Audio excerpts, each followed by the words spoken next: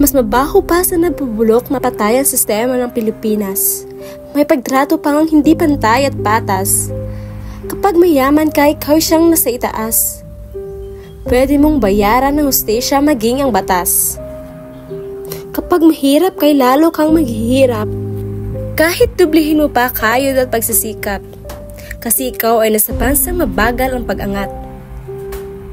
Gawa na rin ng gobyernong buwaya at kurap. Hindi ko sinasabing pangit ang aking bansang sinilangan. Pinagmamalaki ko ang bayan ng aking pinagmulan.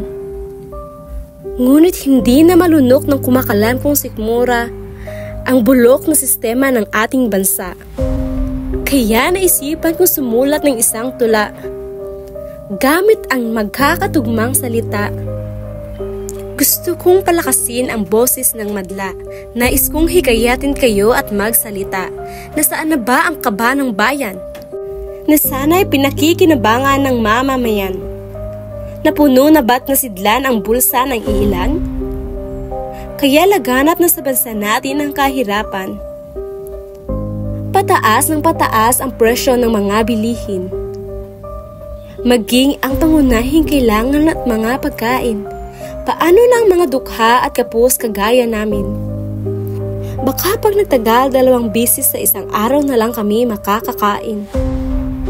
Kahit makapagtapos ka pa ng pag-aaral, pahirapan pa rin ang humanap ng desenteng trabaho at marangal. Yung iba'y napipilitan na lang magtrabaho sa ibang bansa.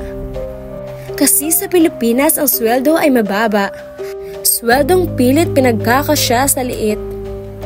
Kaya bukas mangutang na lang ulit. Di na baling malayo sa pamilya. Huwag lang sa gutom tumirik ang mata. Hindi naman sa nagre-reklamo ako.